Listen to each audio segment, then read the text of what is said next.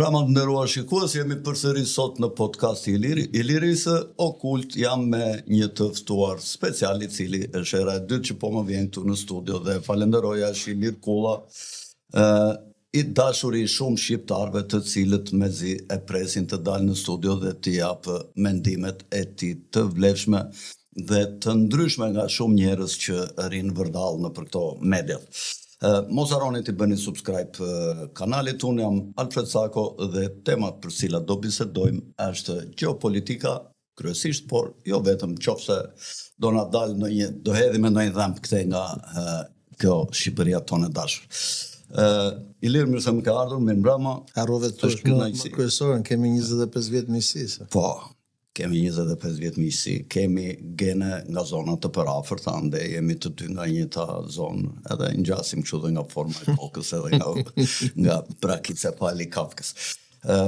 Ilir, desha të fillonim bisedën me këtë ngjarjen që ndodhi me këtë që këto mediat perëndimore po e shesin si fitore të mëdha, ndërsa Putini është duke marrë territore pafund, po vete ke 40% që në kohën që erdhi Trumpi në pushtet, ata ishin 18 apo 20% territorit të Ukrainës, kurse tash janë vazhdimisht duke u shtyrë, kurse mediat perëndimore duket që egzagjerojnë në gjë si edhe Kurskut, po egzagjerojnë shumë edhe këtë goditjen të cilën në fakt unë mendoj që nuk e ka bërë Ukraina, po e kanë bërë shërbimet sekrete të NATO-s dhe besoj që nuk ka nyrë nga territori Ukrainës ato dronët, po mund të kenë nyrë nga deti Veriut ose nga territoret vendeve të tjera në veri dhe në veri perëndim të Rusisë.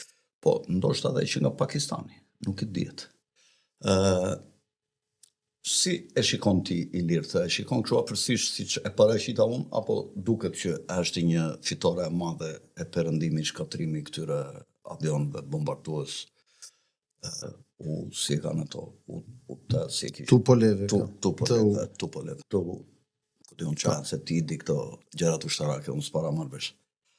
Tani, Fredi, e para njerë, ky parashtrimi që I bëre ti, me të drejtë I the mediat, do me thënë dhe gjithmonë mediat bien pre dy gjëra. Një, detyrimi tyre për të shqyrtuar klikime, ndjekje, abonime tjera dhe për të bërë sensacion. Dhe e dyta, pra, kur themi sensacion do të thotë edhe propagandë, dhe e dyta, mungesa e kohës për të bërë trajtim profesional të një rasti, të një ngjarje tjetër, dhe kjo shpjegohet gjatë gjithë luftës së Ukrainës, po edhe asaj që ndodh në Gaza. Konkretisht, çfarë ka ndodhur? Ka ndodhur që kemi të bëjmë me një aksion guerril, duket qartë që është një aksion guerril, I organizuar aksionet guerrile I organizojnë shërbimet, dhe janë të vërtetat pak a shumë të dyja gjërat. Është të vërtet ajo që theti që tashmë Ukraina ka humbur 1/4 e territorit të vet dhe progredon rusët po bën gati për një sulm tjetër në jug që drejtohen drejt Odesës dhe të marrin pjesën tjetër të mbetur të detit. Dhe fuqia ushtarake ruse, qoftë kjo me trupa, qoftë kjo me teknologji e tjerë, ka ardhur gjithmonë në rritje që shkon kundër me atë që është thënë publikut në fare që sanksionet do ta rënojnë Rusinë, ndërkohë që ndodhi kundër të sanksionet rënuan ekonominë europiane dhe forcoi ekonominë ruse dhe kështu do ishte sepse lëndët e para që janë dhe forca e ekonomisë ruse, ekonomia ruse është një ekonomi e vogël pak a shumë, por një ekonomi e bazuar të lëndët e para dhe rritja 3-fishimi, 4-fishimi I çmimeve të lëndëve të para e ka forcuar shumë arkat e ekonomisë ruse me të cilët pikërisht to sanksione kanë financuar luftën ruse në Ukrainë. Duke ardhur tek pyetja jote, pra e para ka sill të dytën, pra që pas humbjeve të një pasnjëshme, pas përfundimit, pas shkatrimit të linjave furnizuese, pas shkatrimit të shtabeve operative, pas dështimeve në frontet qoftë ai tani që është në Pokrovsk, që erdhi 1-2 vjet pas Bakhmutit, qoftë këto që janë poshtë nga deti I Zi. Po qoftë edhe goditjet, përfshirja e rusëve me raketat strategjike si Oreshniku e tjerë, kanë bërë që NATO të fillojë të ndryshojë strategji, këshilltarët e NATO-s, këtu në kuptoj këshilltarët britanik më konkretisht, ata kanë qenë gjithmonë të organizuar edhe në historinë e konflikteve tyre që të organizojnë vepra të quajtura të ngjashme me sulmet partizane, pra vepra guerrile. Dhe këtu kemi të bëjmë me një sulm tipik guerril. Pra, ndryshimi i strategjisë vjen si rrjedhoj e situatës në front. Çfarë synon ndryshimi strategjik? Pra, që ti themi të vërtetën njerëzve që nga pikpamja e rezultatit ushtarak është një rezultat i rëndësishëm, por është simbolik, sepse Rusia sot që flasim ka 4600 avion. Dhe është e vërtet që ata kanë goditur dhe azjesuar disa avion, ndër cilët edhe një avion i tipit gati AWACS, pra një avion që orienton edhe radarët kur bëjnë sulme e tjerë, kanë goditur dhe avion strategjik, po gjithë numri i avionëve të goditur, pra të nxjerrje e shlluftimit, është 14. Ndërkohë që janë dëmtuar edhe rreth 20 e sa avion të tjerë, pasi këta kanë qenë shpërndarë në baza të tjera nëpër territor. Kështu që nga kjo pikpamje ne kemi një dështim të inteligjencës ruse asaj që ka të bëjë me aviacionin dhe inteligjencës ushtarake në tërësi, pra mbrojtjes ajrore dhe inteligjencës ushtarake. Por nga këtu e të themi që është fitore e madhe, është në mes një oqean i tërë. Pra, kemi të bëjmë një veprim si rrjedhoj e një kundërveprimi. Pra, ata provuan në 2023 të ashtu quajturën me narrativën e Zelenskit kundërofensiv, ajo kundërofensiv ju kthye kundër dhe Zelenski humbi edhe një herë tjetër aq territor sa ç'kishte. Tani në këto kushte kur vetë amerikanët janë tërhequr dhe duket qartë që ka një tërheqje dhe NATO nuk e ka fuqinë e angazhimit të drejt për drejt me trupa, pasi nuk i ka këto trupa. Ju pat që NATO i kërkoi 40.000 trupa Gjermanisë, po ku t'i gjej Gjermania që çon 40.000 trupa në territor. Atëherë kanë ndryshuar strategji dhe strategji guerrile. Pra, është një goditje e rëndësishme, kanë goditur baza shumë të rëndësishme, i kanë goditur brenda dhe shumë thellë territorit rus, por goditja Vrasja e generalit në motorin. Por goditja mbetet simbolike. Pra, janë veprime guerrile si rrjedhoj e rrënimit të gjendjes në front. Kjo ndodhi një ditë apo 2 ditë para se të rifillonin bisedimet në Turqi dhe si të thuash ishte një rufe në qiell të pastër ku njerëzit mendonin që mund të shkohet drejt marrëveshjeve në Stamboll dhe drejt kalimit nga nivelet e takimit të dytë në nivelet e takimit të lartë, ku me gjasa mund të merrte pjesë presidenti Trump së bashku me Zelenskin dhe me Putinin, por kjo goditje duket që i përkeqësoi gjërat në aparencë. Shiko. Nëse ktheni me mendje pas 3 vite më përpara kur u bë e mundshme që të kishte një marrëveshje që do ishte shumë më mirë se marrëveshja e sotshme në favor të Ukrainës, pikërisht në Stamboll dhe në Ankara, ishin edhe atëherë britanikët që e prishën, Boris Johnson që e prishë marrëveshjen. Duket që do luftë, nuk jo do luftë, do vazhdimin e luftës, se në luftë nuk përfshihet drejt për drejt. Dhe ndërkohë ka një problem të madh. Është problemi i fuqisë ekonomike. Sepse vazhdimi i luftës do të thotë vazhdim i çmimeve të larta të lëndëve të para. Dhe sot Evropa po e ble gazin, ka vazhduar ta blej nga Rusia, po me 3 fish çmimin, nga Amerika me gaz të lëngshëm dhe nga Katari. Por kur themi Evropa, keni parasysh që Britania nuk është në Evropë. Britania është jashtë Evropës.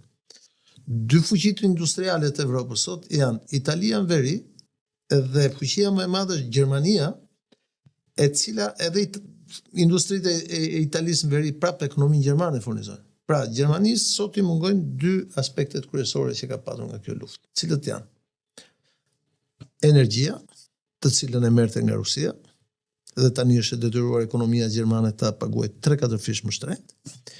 Dhe e dyta, tregu me Kinën. Pra, në kushtet që Amerika bën luftën e sanksioneve dhe ajo po jep ndikim të madh në tregjet ndërkombëtare. Dhe në kushtet e mungesës së energjisë elektrike me çmime të ulta, po të energjisë në tërësisht për Gjermani, në kushtet që vetë Evropa ka kapur këtë idiotësinë që duam vetëm industri të pastër deri në 2030, dhe sot makinat duhet shkosh në Guangzhou, në Kinë që të kuptosh se ku prodhohen makinat gjermane sot. Pra, praktikisht e gjithë industria, procesi i deindustrializimit evropian e ka çuar industrinë e Evropës në Kinë, edhe në Indi, dhe tani jemi në kushtet kur çdo mundësi për një armë pushim ose për një paqe që ta rikthej mundësinë e furnizimit të Evropës me çmime që ta rikthej mundësinë e ristartimit të ekonomisë gjermane, të ekonomisë europiane në tërësi, fut këtu edhe Francën që ka vështirësi ekonomike të jashtëzakonshme, këto janë të pamundura në qoftë se kjo luftë vazhdon dhe ata që fitojnë janë fuqitë e mëdha. Një ndër produktët kryesorë të hidrokarburëve është Britania e Madhe, e cila nuk është pjesë e BE-s. Pra, në kushtet që BE-a do jetë gjithmonë e detyruar gjithmonë më shumë të investojë fuqi financiare për mbrojtjen. Ekonomia europiane po e ndjen dhe po bie poshtë, mungesa gati totale e leadershipit evropian. Kush i hedh dru zjarrit? I hedh dru zjarrit që të vazhdoj lufta dhe që përfitimet indirekte dhe direkte të kësaj lufte ekonomike në anën tjetër ta bëjnë Evropën ta vënë në një stres test të papar ndonjëherë më përpara në kushtet që Evropa nuk ka më fuqi industriale.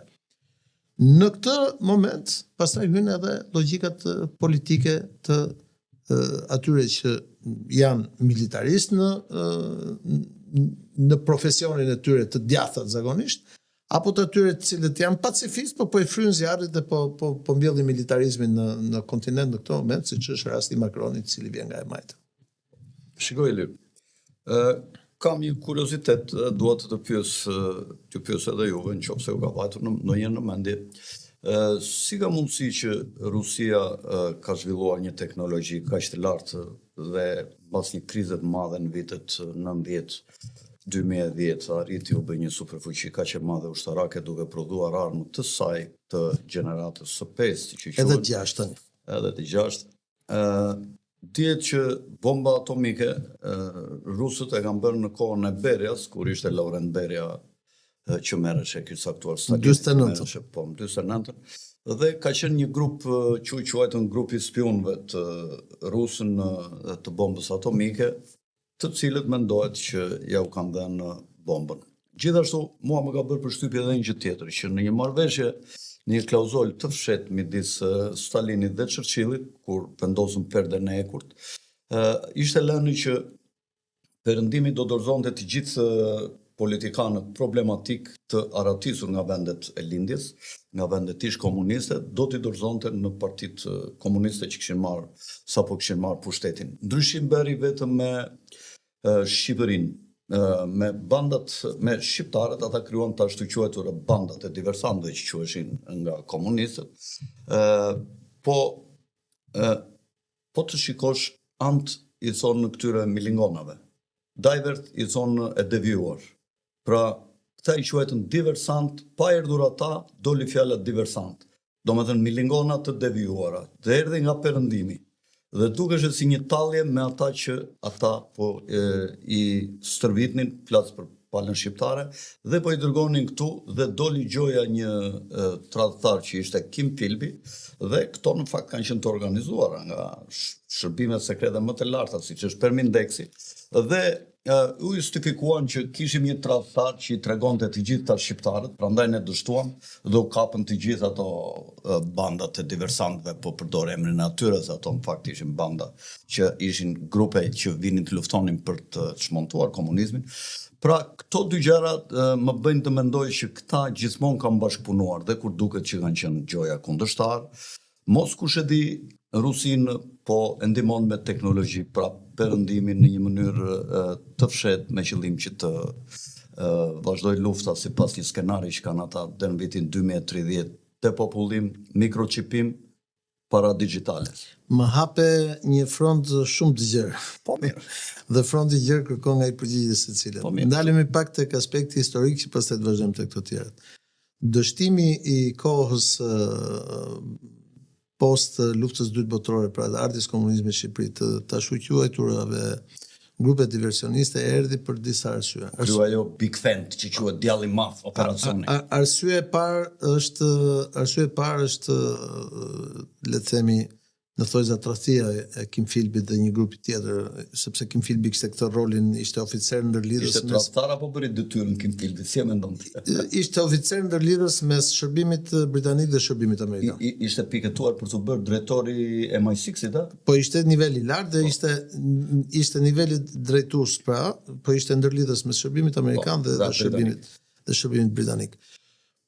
Por duke ju kthyer historisë së luftës së dytë botërore në Shqipëri, shërbimi amerikan në Shqipëri ka mbështetur hapur ardhin në pushtet të Enver Hoxhës, e ka mbështetur Enver Hoxhën në pushtet dhe ka ikur i fundit. Mjafton që është parakalimi para Hotel Dajtit, në krahët e Enver Hoxhës ka një oficer të shërbimit sekret ushtarak amerikan që është nga Korça. Po e di. Është i vetmi. Ka qenë në Karaburuna. Është i vetmi oficer i huaj aty që ke. Ndërkohë I kanë përkthyer librin. Ndërkohë britanikët kanë qenë të gjithë kundër Enver Hoxhës dhe mbështetën o Mustafa Gjinishin dhe këta tjerët brenda partizanëve ose pastaj grupet zogiste dhe pra legaliste dhe balliste, por që ato nuk u bën kurrë bashk. Problemi është se ato nuk u bën bashk edhe kur u organizuan grupet. Dhe nëse do shohësh historinë e të shqueturit njësia 4000 e cila u stërvit në Gjermani, ata kanë një histori shumë interesante. Pra, ata janë stërvitur gjithë bashk, bënin dhe roje atje, nuk e dini, pra u quajtën si ndihmëse amerikanëve, një ushtri e vërtet, por ata nuk u bën kurrë bashk. Nëse do shohësh trupat e kryeziut që vinin nga Kosova ishin bashk me Lumianët, me Tropajanët dhe tjerë. Këta të Bazarmenjit ishin bashk, ata të legalitetit ishin bashk dhe nuk u bën kurrë njëta gjë. Dhe kur i zbarkuan këtu, ata ishin bashk. Pra, që në fillim ajo histori fillon e përqartë. Çështja është që Philbi dali nga loja në 49, ndërkohë historia e të shquetur banda diversioniste ka vazhduar deri vonë, deri 53-shin, deri 52-53-shin. Dhe një nga më të famshmit e asaj kohe ka qenë një kushërim, jo shumë i afërt, por kushërim Reshat Kulla, i cili hynte dhe dilte, ka qenë deri në fund të luftës partizan dhe pastaj kur mbaroi lufta u bë me fakt ai nuk u mor vesh kurrë nëse ishte me ballin apo me zogën, sepse ata ishin të përzier, domethënë Ganis Mlaku kishte qenë dhe komandant balli, por ishin dhe familje vjetër zogiste, se zogu kishte ndaluar atje, por ishte gjithmonë një kështu e përzier dhe këta kanë vazhduar deri vonë, ka qenë dhe një tjetër nga zona e Kolonjës, 2 grupe ka qenë. Këta kanë vazhduar deri vonë nga 53-54. Pra dështimi i tyre më vonë nuk lidhet me Kim Philbin.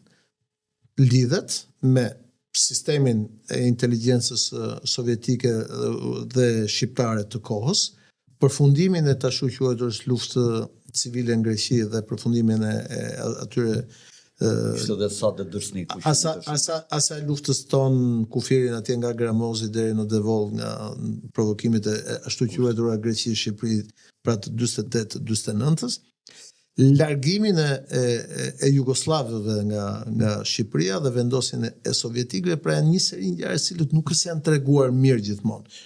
Kjo më çon të mendoj që ajo që the ti, mos ndoshta në atë kohë vijoi bashkëpunimi i inteligjencës për t'i mënjanuar në kushtet që dikujt i interesonte ta mbante Enver Hoxhën pushtet ose mbante. E mundshme është. Edhe Titon në Jugosllavi ja dorzuan, Titot ja dorzuan gjitha teknikët. Fakti që pas 61-shit kur Enver Hoxha largoi sovjetikët nga Vlora, pra iku rreziku kërcënimi që të kishte një bazë nukleare sovjetike përballë Italisë, pra nuk erdhi asnjë nga perëndimi. Dhe nuk u mor kush me Enver Hoxhën, tregon që ka pas një marrëveshje të fshehtë. Dhe fakti që këto negociata në atë kohë janë kryer pikërisht në Stamboll, ku ndodhej dhe komuniteti më i madh shqiptar, Turqia ka qenë gjithmonë një vend aleat i shqiptarëve, tregon që diçka ka patur, por fatkeqësisht këto diçka nuk lexohen në anale, nuk kemi dokumentacion. Atë shprehjen kemi vetëm dëshmi me gojë të aktorëve të kohës dhe një nga aktorët i cili mund të kishte dëshmuar në këtë kohë, po që u vra nga regjimi, që ishte Temeseku, i cili ishte lojtar i niveleve të larta, edhe me sovjetikët, edhe në Shqipëri, vinte nga komuniteti çamë e tjerë, nuk na jep dot dëshmim, por na lë të mendojmë që ka pasur marrëveshje nën tavolinë. Tani për të ardhur tek ditët e sotshme. Unë mendoj që teknologjia ruse erdhi si rrjedhoj, ekonomia ruse erdhi si rrjedhoj e një seri vendimesh të gabuara pas 20 e kusur vjetësh, që i shohim me syt, të perëndimit në raport me lindjen e mesme. Futja në Irak, pra futja në Afganistan fillim, po sidomos futja në Irak, çojë në rritjen e të gjithë çmimeve të gjitha lëndëve të para. Më lejoni t'ju kujtoj që në 2004, 3 vite pasi kishte ndodhur pasi kishte ndodhur 11 shtatori, çmimi i naftës nga $12 për fuqi kishte vajt $200 për fuqi. Por siç u pasurua, Përfitoi Rusia, e cila ishte siç u pasuruan kompanitë amerikane që morën ato kompanitë Rockefeller. që morën kontrollit e burimeve naftmbajtëse në Irak, siç u pasurua Arabia Saudite, siç u pasuruan disa vende të tjera, u pasurua shumë Dhe Rusia, Irani, pra vendet të cilat prodhonin naftë dhe gaz dhe përfituan shumë nga këto të ardhur. Po çfarë bën rusët? Rusët duke patur eksperiencën se si përfunduan pa buk, pra në periudhën nga 90-ta deri në 2000, tani morën mësim që nuk duhet të përfundonin më që të nëpërkëmbeshin nga perëndimi. Duke llogaritur që edhe në 99-ën lufta e Kosovës e prishi mundësinë që kishte një plan që të kishte zgjerim të NATO-s edhe me Rusin, pa në atë komitetin e famshëm politik NATO plus Rusi, rusët menduan që është koha që ata të krijojnë edhe një herë atë që kishin pasur. Bashkimin Sovjetik pa ideologji, por vetëm me ekonomi edhe me teknologji. Dhe gjithë këto para i futën dhe i financuan atë që ne njohim, sistemin industrial, sistemin ushtarak dhe sistemin financiar rus, duke bazuar në nacionalizmin e tyre, i cili është i lidhur fort me besimin fetar. Pak njerëz dinë sot që në fakt Ukrainës, kur u nda Ukraina nga Rusia, ukrainasit nuk donin të ndaheshin nga Rusia, se shikonin si mbjetesë, mjet për të mbjetuar në këtë krizë. Ka qenë Elcini, ishte Gorbaçovi, ishin rusët që i thanë ukrainasve ndahu. Dhe u ndan në atë kohë presidenti i kohës së Ukrainës, ishte një ishull dhe i sovjetik edhe i pra burri Mançur, siç ishin gjithë të tjerë, siç ishte Shevardnadze, siç ishte Aliyevi, këta ishin gjithu dhe i sovjetik. Ai bëri gjithçka të mundur që të vazhdonte të ngeli i lidhur me ekonominë ruse dhe me Rusinë, sepse shikonte si tarmën dhe si garancinë. Dhe kjo është dhe arsyeja pse ata ukrainasit i dorëzuan armët bërthamore tek Rusia e kohës, por edhe me kërkesën, se të gjithë kanë harruar që kërkesën për demilitarizimin bërthamor të Ukrainës nuk e bën rusët, e bën amerikanët dhe evropianët. Dhe këta ja dhanë armët atyre sepse u bën ato paktet atëherë, SALT 1, SALT 2, SALT 3, cilët filluan me marrëveshjet mes Reaganit edhe Gorbaçovit. Pra këtu jemi 10 vjet më vonë. Kështu që për t'i dhënë një shpjegim total pse rusët, unë mendoj që rusët kanë disa arsye. Arsyeja e parë ishte ajo që thash, përfituan nga arritje ekonomike, si rrjedhoje, ndryshime gjeopolitike, luftrave në botë e tjerë. Dhe dyta nga pikpamja psikologjike. Rusët e kanë vuajtur shumë atë, pra fuqia më e madhe në botë, Bashkimi Sovjetik, që përfundoi lëmosh të mos kishin ushqim.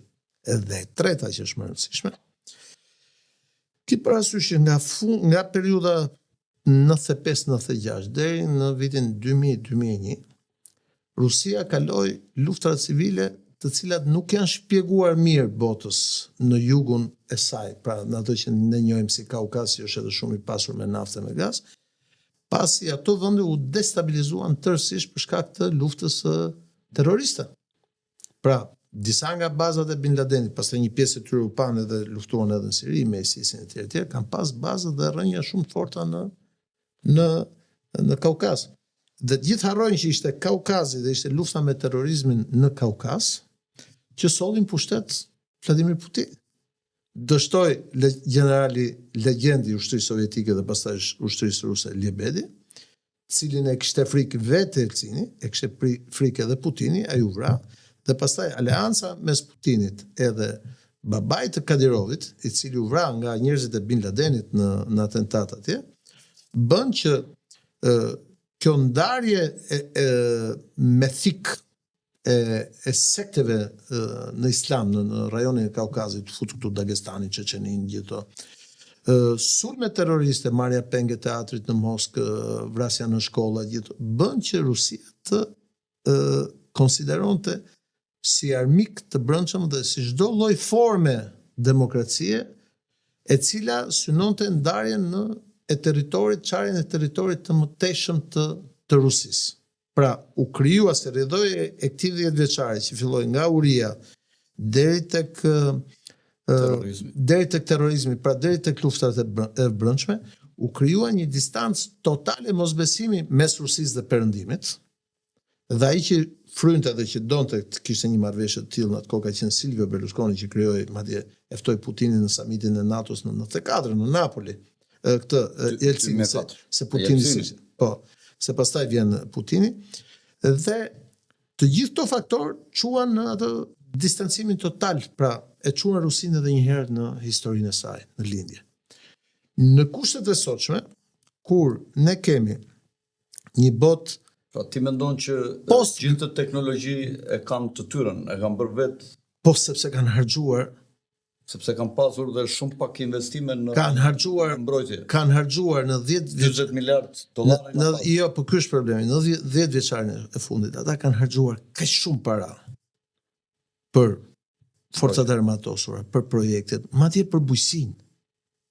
Ata sot janë superfuqia numër 2 ose 3 në botë e bujqësisë, në mish, në drithra, në fertilizant. Pra janë një superfuqi e jashtëzakonshme, por kanë bërë edhe një gjë tjetër. Lidhen ekonominë e tyre me ekonominë e Kinës. Kur flasim për avionët e 5 dhe avionët e 6 të gjeneratës 6 të Rusisë, flasim edhe për Kinën. Kanë programe ushtarake të përbashkëta. Ata pavarësisht se kishin dhe kanë një eksperiencë jo të mirë me Kinën për shkak të luftës së Mongolisë dhe për shkak të faktit se Kina është një territor me shumë njerëz dhe popullsia në lindje të Rusisë është territori të tëra të pabanuar, ata vazhdojnë dhe shohin perëndimin si kërcënim. Pra, ajo që po mundohet të bëjë sot Trumpi për të çarë BRICS-in, të cilin e shef si një kërcënim të madh, aq më tepër që tani BRICS-i do të bëjë një bankë zhvillimit të përbashkët, me mundësinë e krijimit të një monedhe të përbashkët të ardhmen. Ajo që e shef Trumpi me shumë rrezik dhe kërcënim, u shehet fatkeqësisht, prandaj Trumpi do një aleancë ajo që ka patur Amerika me Rusinë në krijimin e pavarësisë Amerikës, edhe atëherë kundër Britanisë, edhe në kohën e luftës së dytë botërore, ajo minohet sot nga kush? Nga fuqitë e vjetra botërore, të cilat janë në Evropë, ku në krye është Britania, e cila ka patur gjithmonë këtë rolin e mesit.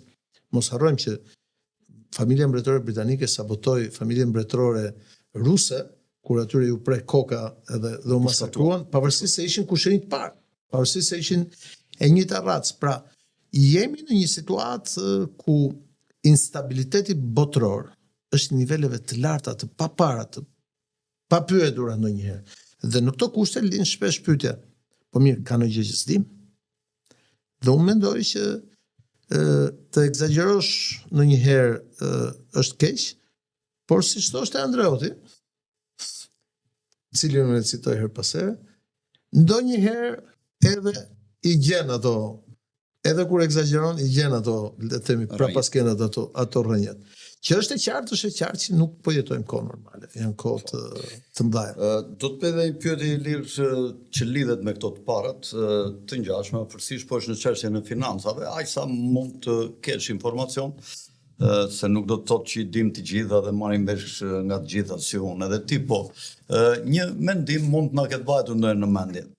Sa po filloi lufta me Rusinë, dihet njerëz se sistemi bankar, elita financiare e City of London ka krijuar sistemin e monitorimit të kontrollit dhe të transfertave që quhet sistemi SWIFT. Gjithë bankat në botë ku janë futur janë angazhuar 200 antarë, 200 shtete anëtare janë në sistemin SWIFT. Pra praktikisht çdo transfer parash në botë bëhet nëpërmjet sistemit SWIFT që kontrollohet nga Londra. Rusia dhe në qoftë se prodhon mallra për të shitur ose lëndë të parë, naftë, gaz, dhe kërkon të shes qoftë edhe në një vend që ka komshi, ajo duhet parat të bëhen transfertat me sistemin SWIFT. Pra i kontrollon Londra. I kontrollonte. Po. Tashi për shkak se luftë nuk i kontrollon më. Po. Tashi si i ka mundur Rusia të bëjë tregti me shumë vende të botës dhe pagesat bëhen nëpërmjet sistemit bankar të bankave njëra me tjetrën. Ke ndonjë lloj informacioni si mundet që e ka realizuar? Po ta kthejmë një kundërpyetje. Si shpjegohet që në 2 vitet e fundit gjysma e importit naftës në Shqipëri ka ardhur nga India? India s'ka naftë. Dhëna zyrtare dogan, jo unë. Kështu që ke dhëna zyrtare dogan. Shumë e qartë. Rusët kanë qenë para përgatitur për këtë gjë. Pra, i ka marrë India nga rusët edhe Jo, rusët bashkë me indianët i kanë vënë, po si janë vetëm indianët, Kazakistani, Azerbajxhani, Turqia, janë gjithë këto vende të cilat është Serbia, siç ka ndodhur me Iranin. Është Kina, po rusët kanë qenë Turqia u pasurua me naftën e Iranit. Rusët kanë qenë të bindur që do ndodhte kjo gjë dhe kanë pas para përgatitur këtë gjë. Kështu që këto sanksione nuk dhanë efekti. Vetëm efekti që dhanë ishte që u rrit çmimi. Dhe e para dhe e dyta çoi në krijimin e një sistemi paralel, të cilin kisha një emision të cilin e bën shiko, pa luftën e Ukrainës dhe pa këtë budallëkun e sanksioneve nuk do ishte krijuar BRICS. Dhe pa vazhdimin e kësaj lufte nuk do ketë zgjerim BRICS-it. Unë që njoh mirë Afrikën, di të them që në Afrikë praktikisht perëndimi po zhduket. Perëndimi.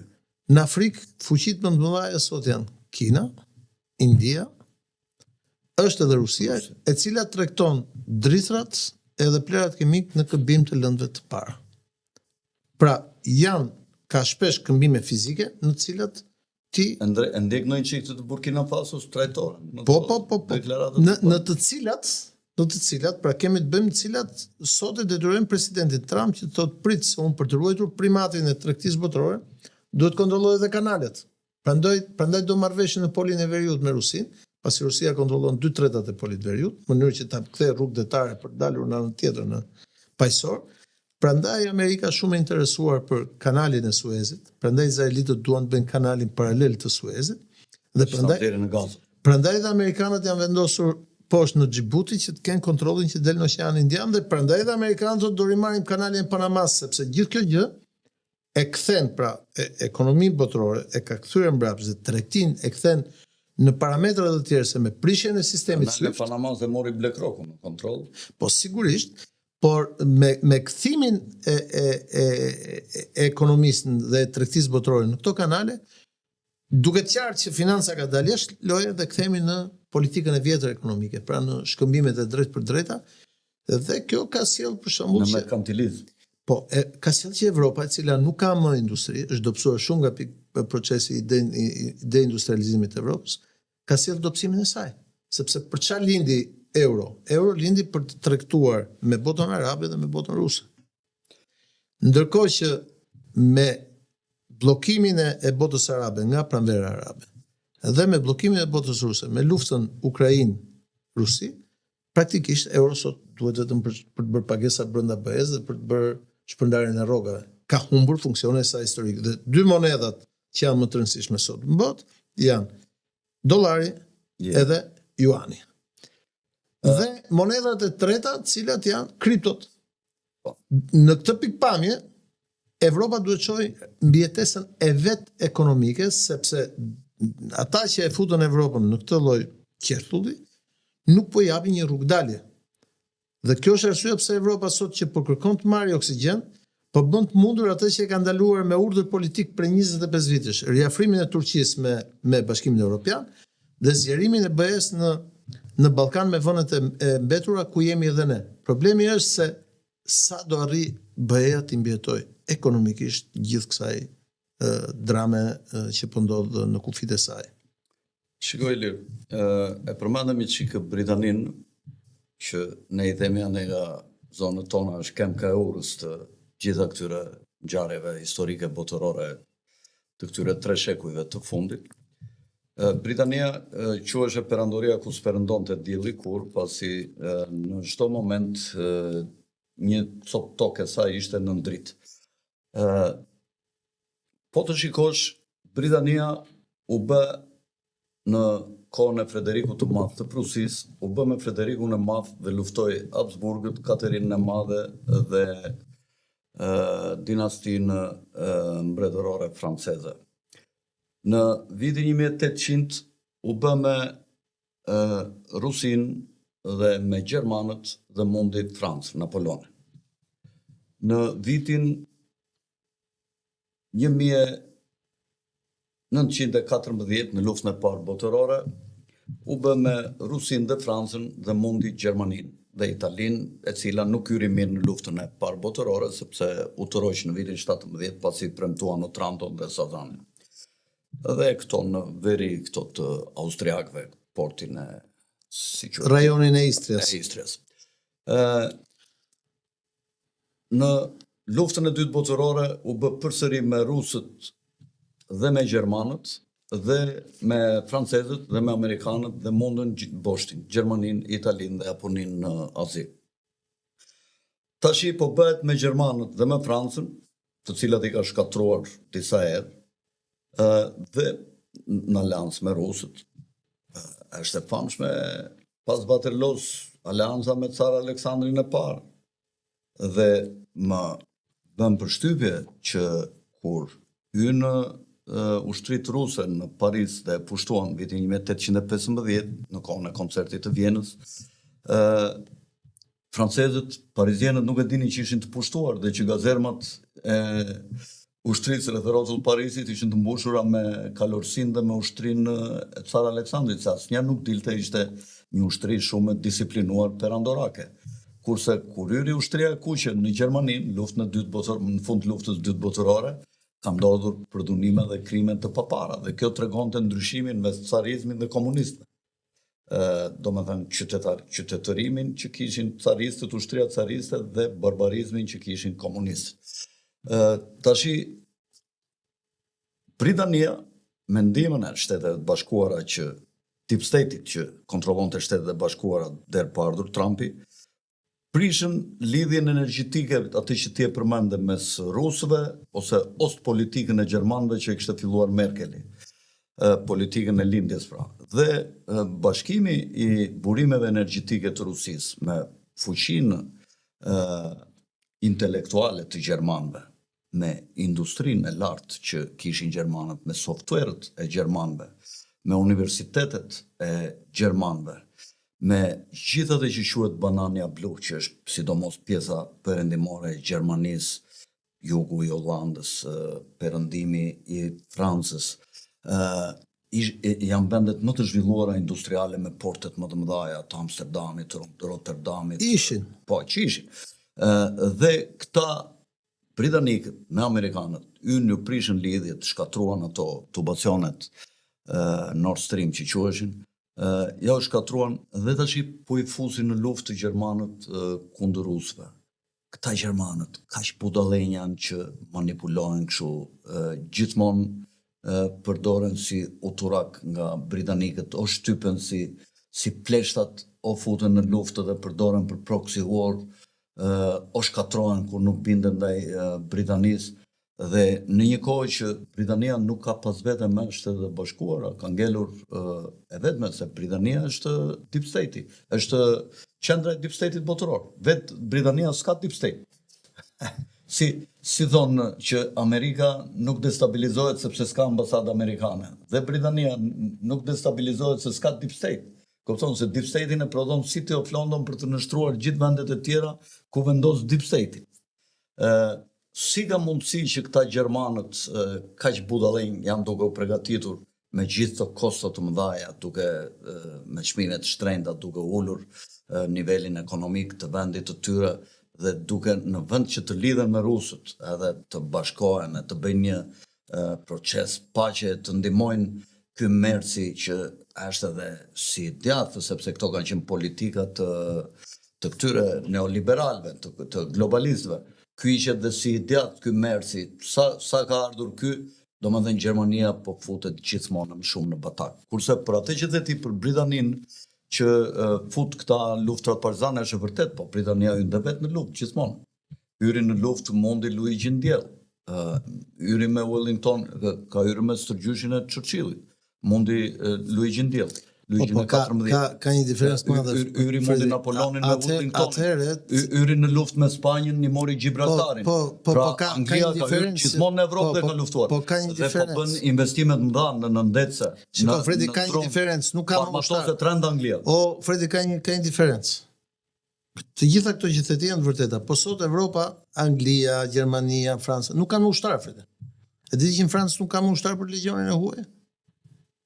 Nuk ka më ushtar. Dhe është dobësia e momentit që imponoi lufta në Ukrainë është që shiko, ato që bëri Rusia në Bakhmut. Bëjnë sikur s'kan. Po janë Nuk kanë, Fredi, nuk kanë, sepse kanë gjenerata të tëra. Duan të zgjat luftat. Kanë gjenerata të tëra, Fredi. Ka 22 vjet që në Itali kanë heqë detyrimin e shërbimit detyruar ushtarak. Rusët mbajnë mend çapo them do masakrohen. Nga Evropa. Fredi, më pyete, tash po të përgjigjem. Nuk kanë, Fredi. Nuk kanë dhe janë të varur nga kriza që kanë sot, frika që kanë sot, është nga tërheqja strategjike amerikane, e cila i thot shumë qartë. Ka vite Trump, e thoshe që kur ishte e ka thënë dhe Obama, madje, ore duhet pagoni 2% në GDP-s. Këta janë njerëz cilët e kanë mbajtur NATO-n aty dhe kanë konsideruar veten që i leverdis ky pushtimi anglo-amerikan i Evropës për t'i garantuar gjithë këto proceset e tjera. Tani jemi në këtë pikë. Lufta e Bakhmutit, ku rusët humbën 30.000 veta dhe ukrainasit kanë humbur paktën 60.000 në një vit e gjysmë luftë për të pastruar një territor jo shumë të madh siç ishte Bakhmuti. Maliq. Jo, Maliq, po si më thon zona e Korçës deri në Pogradece, gjithë këto gjëra të tjera, tregojnë një fakt që asnjë nga fuqitë europiane sot nuk është në gjendje që të paguajë edhe gjitha bashkë, pra të jetë gjithë BE bashkë, do çojmë në një luftë ku do humbim 30.000 ushtar, sistemet tona, të cilat janë demokratike, bien qeverit, nuk mbajnë dot në këmbë. Dhe kjo tregohet me fakte, jo me fjalët e mia. Filloi lufta në Ukrainë dhe solli rënien e të majtës në Itali zhduke nga ishte Draghi kryeministri, që ishte një nga financiarët më të fortë të Evropës, edhe pro-amerikan. U zhduk. Rënien e pushtetit në Amerikë, që ishte më e rëndësishme. Lufta në Ukrainë solli, çmimet e para, të lëndëve të para. Pushtetin në Gjermani. Mos harroj që në Gjermani sot forca e dytë politike është AFD-ja. Pushtetin në Britani. Ishte me Boris Johnsonin dhe ja erdhën këta ultrat majtët. Pushtetin në Francë, dhe ai zotëria që nisi luftën ka ngel me 6%, është ajo zonja që po ja ndaloi të kandidojë me vendim gjykate tash, e cila e ultra e djatha, Franca nuk ka më një qeveri, bin qeverit një herë 3-4 muaj dhe me zori fusen aty në parlament me urdhër ekzekutiv sepse nuk kanë më fortë. Macroni me 9% mbështetje bëhet si lider i Evropës. Po të them Slovakia, Slovenia, vetëm ai në Hungari ka qëndruar, sfumi radhe presidenti Polonisë, që ki parasysh që Polonia për shkak të historisë vet. Edhe Rumaninë mbajtën me manipulime, Rumania do kishte rënë. Për shkak të historisë vet, për shkak të gjithë kësaj qasjes të jashtëzakonshme që ka bota katolike për Poloninë e tjerë. Pra, në pak vite ndodhen ndryshime të pakthyeshme në të cilat tregohet qartë dobësimi i sistemit perëndimor. Aq larg është Amerika dhe Rusia bashkë, ku është bashkangjitur Kina, me zhvillimin teknologjik, sa gjithë këta bashkë nuk mbajnë dot një javë luftë pa Amerikën. Këta që thonë që ne do bëjmë ushtrinë e Evropës e tjerë, jam ka çu zoti kur 2018 kur kam bërë kolegjin e NATO-s, më ka çu që të shkoj të vizitoj dhe atë shtabin e përgjithshëm të asaj që do të lindë si ushtria europiane në Bruksel. Ishte një general italian me dy komandantë e saj. Ato ishin vetëm zyra, vetëm burokraci që shpenzonin para. Problemi është thellë në shoqëritë europiane. Nuk arrin dot në fshatrat e Italisë të jugut apo të jugut të Francës që të dallojë bëj dallimin ai i cili është dallimi mes Ukrainasit dhe Rusët. Nuk e kupton. Edhe sikur të duam. Pa folur pastaj që çështje të tilla si depopullimi, deindustrializimi që i ka ndodhur kontinentet e tjerë, i kanë bërë njerëzit të jenë parazit. Ti sot ke në Gjermani njerëz që punojnë në punë, pra në një spital, në një kompani e tjerë, dhe marrin pak më shumë rrogë, paguajnë shumë sigurime shoqërore, dhe marrin, unë kam dhe vllajën dhe motën në Gjermani, ndaj ta them, dhe marrin pak më shumë rrogë se ata që rrinë me asistencë. Pra, ndryshimet e pakthyeshme të ekonomisë globale dhe postglobale, procesi i deindustrializimit, futja në këtë neopolitikën rrugës 3-4-s, që e kanë nxjerrë nga e majta dhe nga djatha tradicionale, ku objekt kryesor është vetëm paraja. Nuk është as sistemi demokratik, nuk janë as vlerat. Këtu është paraja dhe forca që imponojnë gjithë të gjë, bëjnë që ai që tjetë më i dobët është pikërisht perëndimi. Dhe këtë ti e shef shumë mirë ku në Amerikën e Jugut, ku amerikanët kanë humbur influencën që kanë pasur shekullore atje, në Afrikë, ku europianët kanë humbur praktikisht të gjithë Afrikën, një nga shembujt ishte Traore me që më përmendet, dhe ku ke prezencën e madhe arabe, ruse, kineze dhe indiane, sepse ka ikur dhe besimi këtë gjithë, dhe nazi. Tani, çështja është që ai leverdis vazhdimi i luftës Evropës në Ukrainë, unë mendoj që nuk i leverdis. Por, ka disa lobe financiare dhe ekonomike të cila i leverdis. Përfshi këtu edhe vetë Rusin, e cila vazhdon të fitoj çdo ditë zotit shuma të pabesueshme parash me ato lëndë parë që para luftës ishin për shumë pak gjë. Dhe për ta vërtetuar këtë gjë, do të jap një element. Pse perëndimi që është kaq i interesuar të vërë sanksione për këtë, sanksione për këtë, sanksionoj individ, sanksionoj biznese, sanksionoj, nuk sanksionon portet. Se nëse do sanksionosh portet ruse, gjëja është më thjeshtë. Se këto mallë dalin diku nga disa porte. Ose lëvizin me trena, ose lëvizin me anije. Nuk sanksionojnë portet, pikërisht për të mos ndalur volumin e shkëmbimit të mallrave të përditshëm. Mirë,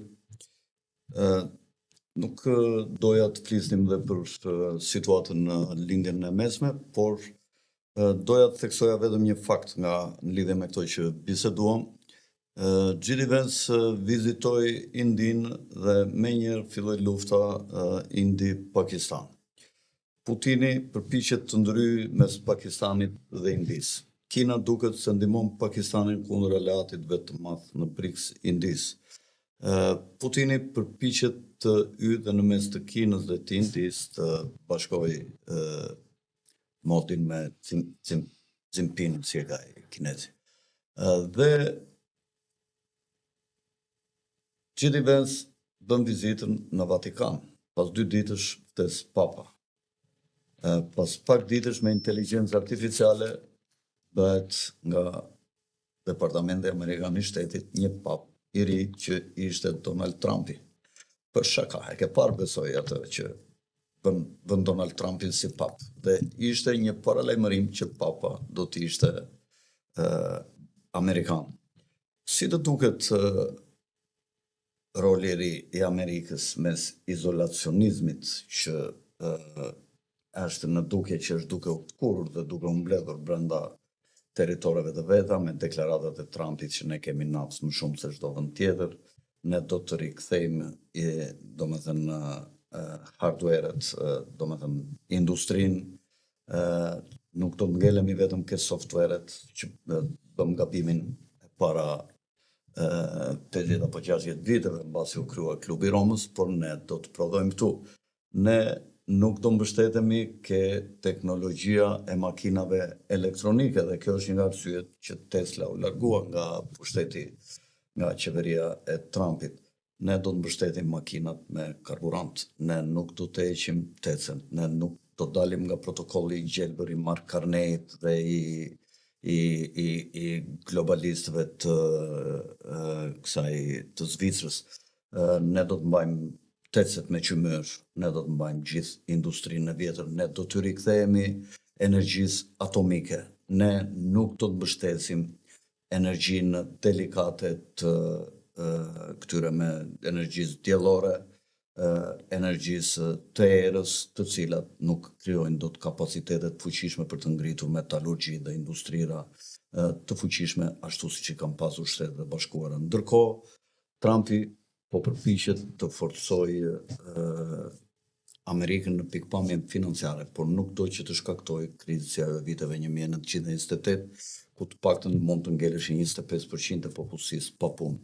Ai po përpiqet të mos e hedhë barën e krizës në shumicën e njerëzve dhe po përpiqet nëpërmjet asaj që quhet Heritage 2025 me 300 OIF që janë brenda dhe betimin që kanë bërë dhe kontratën që kanë bërë për të zbatuar një program, po ndjek politika tarifore për të forcuar Shtetet e Bashkuara për të ulur borxhin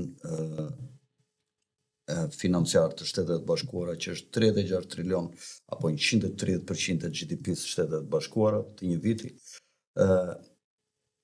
Ndërkohë deklaron që do marrë Kanadan, do marrë Groenlandën.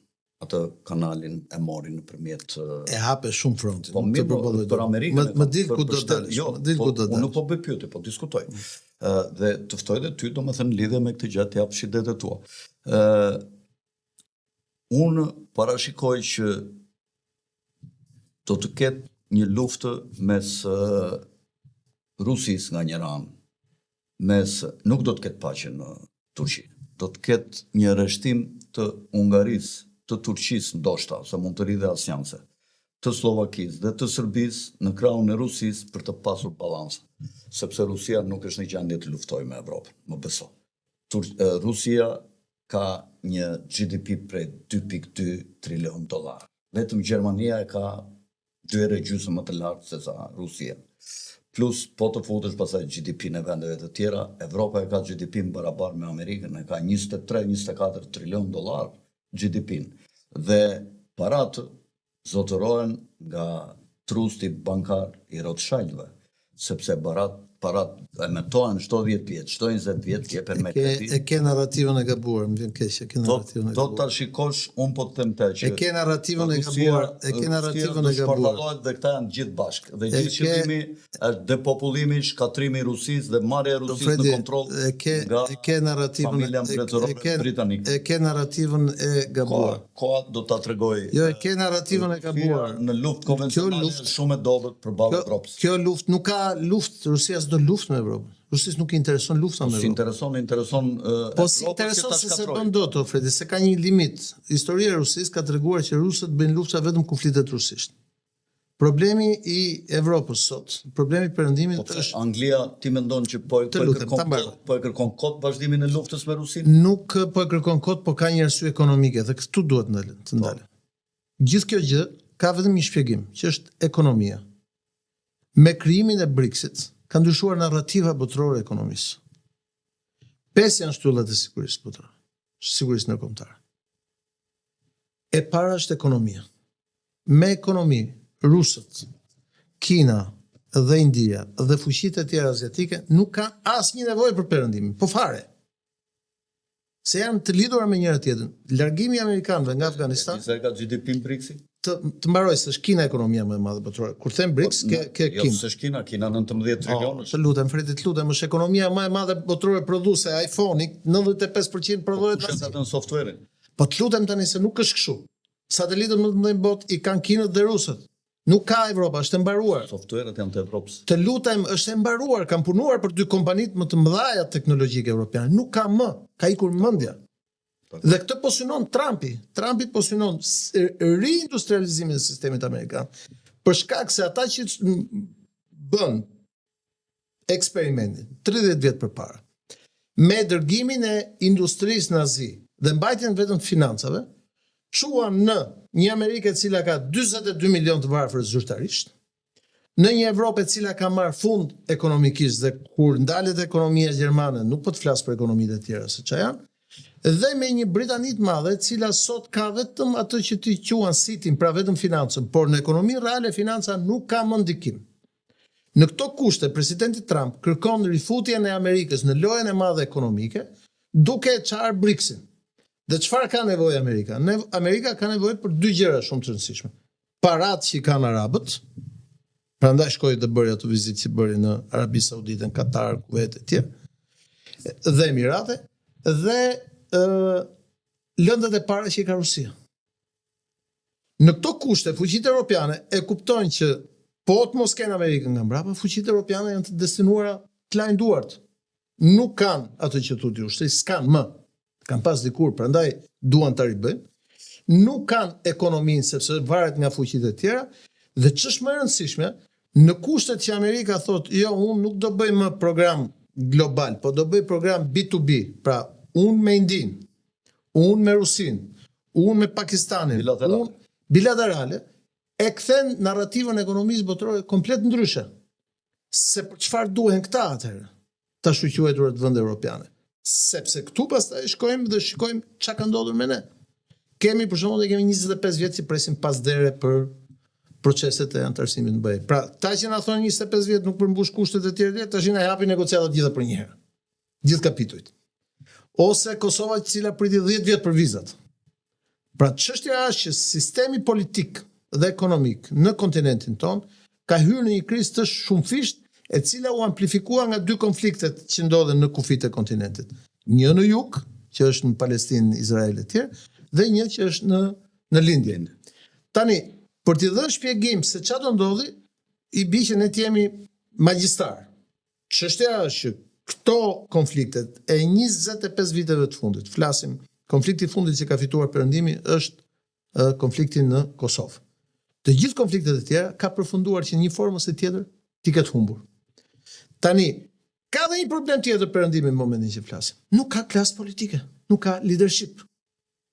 Që të kesh leadership duhet të kesh dhe projekt. Nuk është projekt që ti dalësh që thuash Miletit që projekti im është që unë do leje martesat e njëjtat gjini. Po lejoj me ç'a lidhje ka kjo? I lejove si lejove. Kjo nuk përbën kaos. Nuk është projekt të thuash që unë do bëj ekonominë e gjelbër. Që të bësh ekonominë e gjelbër mirë, po duhet të kesh ekonomi një herë. Nuk është projekt që ti thua që unë do, për shembull të djathtë, që thot unë do bllokoj thua që unë do bllokoj ardhjen e emigrantëve për shembull nga Afrika. Fredi, nëse vazhdon kështu, për shkak të demografisë që është një nga 5 shtyllat e sigurisë, Europa do të humbë 100 milion banor në 50 vitet e ardhshme. Afrika do të rrisë edhe 1,5 miliard banor. Tani, si do mbjetoj kjo Evropa plak pa marrë këta punëtorët nga Afrika dhe nga Azia? Sepse këta s'kan asnjë politikë për krajin e trinjve në Evropë. Pra politika tu janë vetëm financat dhe multinacionalet. Në anën tjetër, ke popullsitë aziatike, të cilat janë shpërthyese dhe nuk i ndal dot as me një luftë botërore. Sepse kjo popullsia jote këtu, po plaket. Po plakemi në Shqipëri që jemi popullsi bajagjere. Sepse në mendjen e atyre që janë udhëheqës pra drejtues, programet e tyre politike nuk janë më afatgjata se 2 vjet ofret. Na shikon në Shqipëri. Ti je që në fillimin e lëvizjeve politike në Shqipëri, besoj që në 90, apo në loj. Janë po të njëjtët aktorë apo? Pavarësisht moshës, po Meta, Berisha, Rama, kujt në tjetër, pavarësisht se njëri është 82, tjetri 60, tjetri 50 atje, ka një moshë politike. Është ndaluar praktikisht, janë prodhuar sisteme, po kështu ndodh në Itali. Dhe ç'a ndodh? Kur ti prish sistemet politike, kur ti prish partitë politike, kush vjen pushtet pastaj? Kur ndodhen ndryshime, vinë lëvizjet populiste. Dhe aty ti prodhon ekstremistët. Pra, nëse sot këta thonë që por ambyshin ekstremistët e majt nga një anë dhe ekstremistët e djathtë nga ana tjetër, e kanë fajin vet. Kështu që në kushtet që këta përballen me sisteme të tilla politike, të cilat nuk kanë besim te perëndimi, siç është Kina, siç është India, siç është Rusia, se kanë jetuar në luftra, kanë jetuar në koloni, kanë jetuar etj, apo siç janë fuqitë e reja emergjente Afrika e Jugut, Brazili etj, ku aspekti demokratik në demografi në rritje apo ulje është pak i rëndësishëm për ta, se për rusët është i rëndësishëm opinioni i patriarkut, nuk është i rëndësishëm vota e popullit. Kështu ka qenë gjithmonë që me carin. Për kinezët, demokracia është një gjë edhe pa kuptueshme, sepse ne themi si nuk votojnë ata për ashtu. Ata ashtu janë kthyer, janë sot Kina ka 60 milion miliarder, për shembull. 60 milion miliarder nuk i ka gjithë pjesa tjetër e botës. Çështja është që në kushtet e ndryshimeve të botës me energji të shpejtë dhe me shpejtësi e internetit, me çfarë do të përballemi ne me pjesën tjetër? Me sistem politik, që se kemi, me sistem usharak që është deficitar, se ka Amerika për ne, se po tjetë për ne në tjerë gjithë bashkë nuk bëjmë dot as. Jo rastisht 3 ushtit e para të NATO-s nuk janë në Evropë. Amerika, Turqia dhe Britania e Madhe. Me vlerat, çfarë vlerash promovojmë? Tashin na ka ngel që kësaj gërmës fundit ti shtojmë dhe një gërmë që ta lidhej me martesat me kafshët, kupton, që të kthejmë ashtu, apo me idiotësinë kronike që tashmë me rrjetet sociale ne kemi kthy njerëzit të mos lexojnë më asnjë libër. Vetëm kur vitet ty unë shoh libra. Se të tjerë s'kam libra. Tani Unë, fëmijës tim, jam munduar deri në moshën 11 vjeç, besoj që edhe për pak do ashtu, të mos i lë telefon në dorë, përveç se kur i duhet iPad-i që shkollore dhe të lexoj libra, po të vish ta shohësh vajzën time, lexon libra. Lexon në anglisht, po lexon libra. Për të mësuar antikitetin, për të mësuar historinë, për të mësuar historinë politike, për të mësuar natyrën, të mësuar udhëtimin. Këto gjëra që ne themi. Geografin. Po dalim të i themi sot, brinia sot me qeshmene. Pse se sot lajm të bën Big Brother i radhës, apo gjë e radhës, apo degenerimi total i radhës, dhe ne na quajnë si një klasë te kaluar. Pra, jemi në ato që unë quaj në post sistemin industrial dhe politik, ku rriten brezat të tërë idiotësh, dhe me rritjen e brezave të tërë idiotësh, si thot Fatos Nano i madh, 2 zezak herën e parë kanë bërë zezak, edhe herën e dytë zezak të bën. Pa bërë asnjë fyre, për shembull, raciste për askënd. Kështu që unë mendoj që kriza është më e thellë, është sistemike. Edhe nëse ne do të shkojmë në një luftë botërore, që unë nuk e shpresoj sepse si ti edhe unë jam prind, përkundrazi mendoj që të bëhet gjithçka e mundur që të mos shkohet atje, jemi në kushtet që në një botë me budallënj mund të ndodhi edhe çdo budallëk e tjetër. Pra, duke provokuar këtë zotërin që është sot presidenti i Rusisë, i cili unë e kam thënë shpesh, mendoni që të mos jetë Putini presidenti i Rusisë, po të jetë një nga ata çarturit, nga ata çmendurit e tjerë, çfarë do t'i bëj? Me 6500 armë atomike. Çfarë mund të bëj? Se ti mund t'i vesh një bombë te ura e Krimes, ai do bëj dhe tunel, nuk i prish punë. Mund të t'i hedhësh dron dhe t'i godasësh një apartament, një pallat, ndoshta edhe shtëpi në vilën e tij, ndoshta edhe avionet, ndoshta edhe një gjë tjetër. Por fuqinë bërthamore që ka ai, si do ja bësh? Pra, nëse ne e vërteta Fredi është kjo, që duhet ja themi troç njerëz.